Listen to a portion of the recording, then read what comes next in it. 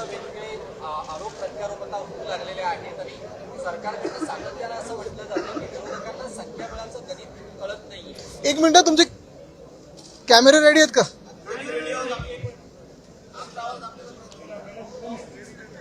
होयचे बहुमत. हा चल.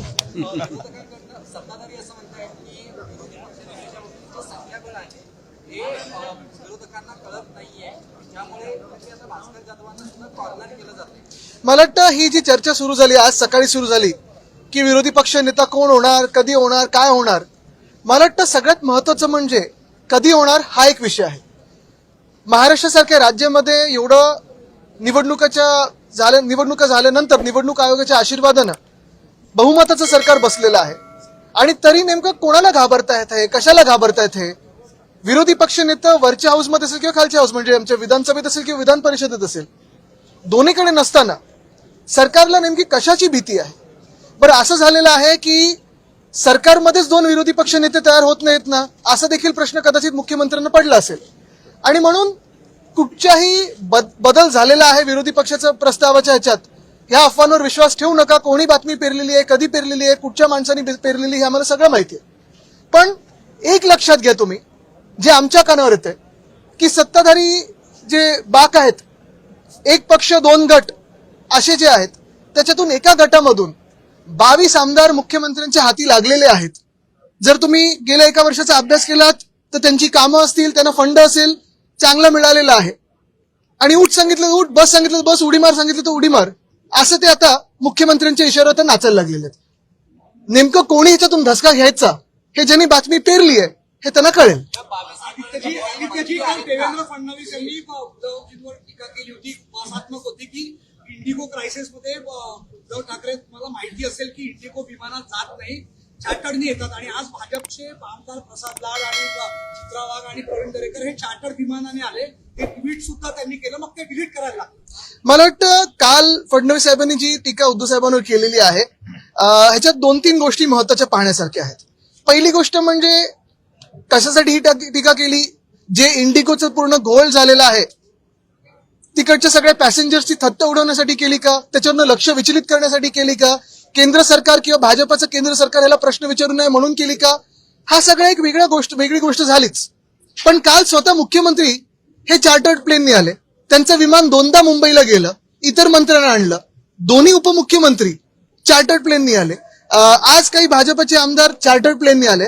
पण ह्याहूनही पुढे जाऊन मी तुम्हाला सांगतो, विधानसभेच्या प्रचाराचं तर वेगळंच, आत्ता सगळ्याच्या नगरपंचायत आणि बाकीच्या निवडणुका चालू आहेत, तेव्हा एक मुख्यमंत्री आणि 2 इल्लीगल उपमुख्यमंत्री, म्हणजे पद ती खरं ग्राह्य पकडू शकत नाही, हे कुठच्या हेलिकॉप्टरने फिरतायत की इंडिगोनी फिरतायत, स्पाइस जेटनी फिरतायत, एसटी पकडून फिरतायत, गाडीने तरी फिरतायत का? एक उपमुख्यमंत्री तरी असे आहेत जे गद्दार आहेत, त्यांच्या गावी जायला रस्ते नाही आहेत, 2-2 हेलिकॉप्टर जातात.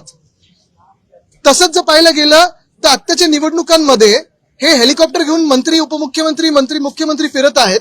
त्या हेलिकॉप्टर मधून ज्या बॅगा येत आहेत त्याच्यातून कुठच्या आनंदाचा शिदा वाटला जातोय हे देखील आम्हाला कळावं.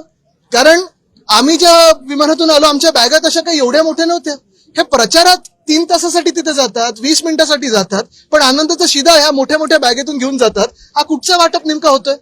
आणि म्हणून मी तुमचं सगळ्यांचं लक्ष पुन्हा एकदा या गोष्टीवर आणतो की आपल्या देशामध्ये 2014च्या आधी किती वेगळे एअरलाईन होते बघा, आणि नंतर 14 नंतर हे एअरलाईन मारत मोनोपोली झाली आणि केंद्र सरकारचं देखील ही एअरलाईन ऐकत नाही, अशी दादागिरी करून केंद्र सरकारलाच हे उत्तर देणं गरजेचं. आणि नुसतं एका मंत्र्याला नाही तर केंद्र सरकार नेमकं काय करतंय ह्याच्यावर प्रश्न आहे.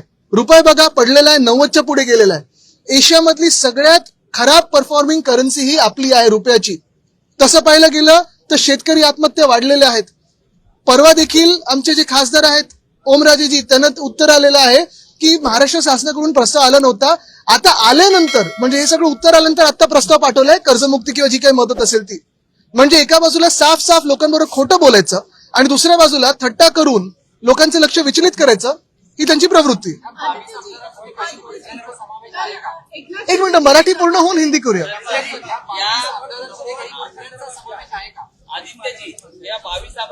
एक मिनिट, हे करून इथे येतो. काय बघा, याच्यात गैरसमज म्हणजे तपोवन नाशिकमध्ये मग आता मी ऐकलं ठाण्यामध्ये 700 झाडं ते मेंटल हॉस्पिटल आहे तिथे. परत मुंबईमध्ये संजय गांधी नॅशनल पार्क, हे देखील त्यांनी आता तिथे मंत्र्यांचे बंगले आहेत. तुम्हाला माहिती आहे येऊरमध्ये कोणाचे बंगले आहेत, ते छाटायला जाणार. त्याचा वेगळा एक मॅप बनवतात, प्लॅन बनवतात. तसंच पाहिलं तर आपल्या नागपूरमध्ये इथे अजनी वन ते देखील मारायला चालले होते. मी मंत्री असताना ते थांबवलं होतं, तरी भाजपचे लोक ते कापायला मागेच आहेत. अरावली जे राजस्थान, गुजरात, हरियाणामध्ये आहे. प्रत्येक ठिकाणी या देशभरामध्ये आपण पाहतो जिथे जिथे पर्यावरण काहीतरी वाचलेलं आहे तिथे ते पर्यावरण नष्ट कसं करायचं हे भाजपला बरोबर माहितीये. मग हायवे, बोगदे वगैरे विकासाच्या नावाखाली विनाश कसा करायचा हे माहितीये. तसंच पाहायला गेलं तर ताडोबा अंधारीच्या मध्ये जे कॉरिडॉर आहे तिथे मायनिंग आम्ही बंद केलं होतं.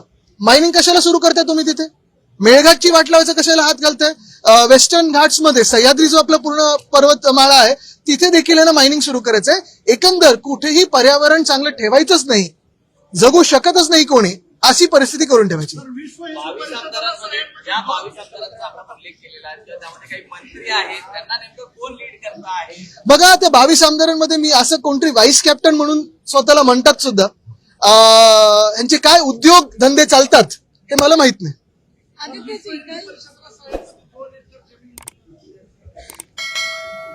हा पण त्याच्यात पुढे काय नाही, पण त्याच्यात काही अनियमितता आहे का, घोटाळा आहे का, ते असेल तर सांगा, आम्ही आणू लोकांसोबत.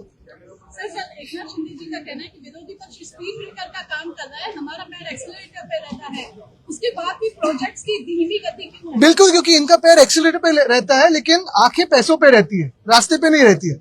इसलिए तो हमें स्पीड ब्रेकर गतिरोधक बनना जरूरी होता है.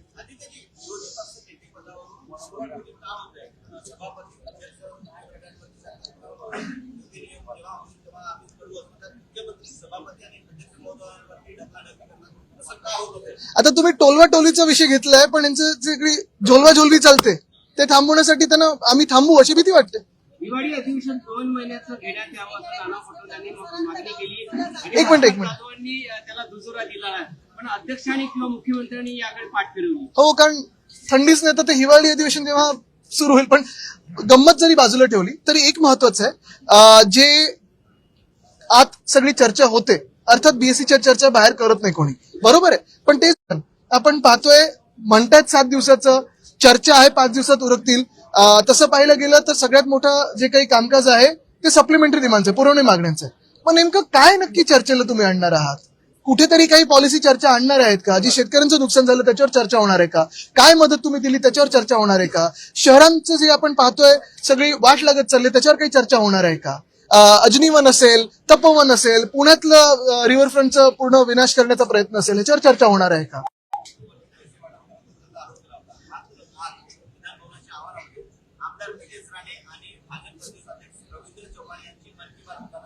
बघा, मी त्यांच्या अंतर्गत विषयावर बोलणार नाही, पण शिवसेना ही एकच आहे आणि शिवसेना उद्धव बाळासाहेब ठाकरे पक्ष हा एकच आहे. बाकीचा मिंदेगताबद्दल त्यांना शिवसेना बोलणं योग्य नाही, त्यांनी सगळं चोरलेलं आहे. काय सांगाल म्हणजे ह्यांनी आता जाऊन शेतकऱ्यांमध्ये बोललं पाहिजे की जे त्यांनी निवडणुकीच्या आधी वचनं दिली होती ती कधी पूर्ण करणार. आपल्याला आठवत असेल इकडच्याच अधिवेशनात उद्धव साहेबांनी मुख्यमंत्री झाल्या कुठेही निवडणुका समोर नजरेत नसताना देखील शेतकऱ्यांसाठी कर्जमुक्ती ही जाहीर केली होती. कर्ज माफी पण आम्ही बोलत नाही, मुक्त बोलतो आम्ही, माफ गुन्हेगाराला करतो. पण हेच सरकार, भाजपचं सरकार आणि सोबत दोन जे गट आलेत ते आता थट्टा उडवतात शेतकऱ्यांची आणि सगळ्यांची. धन्यवाद.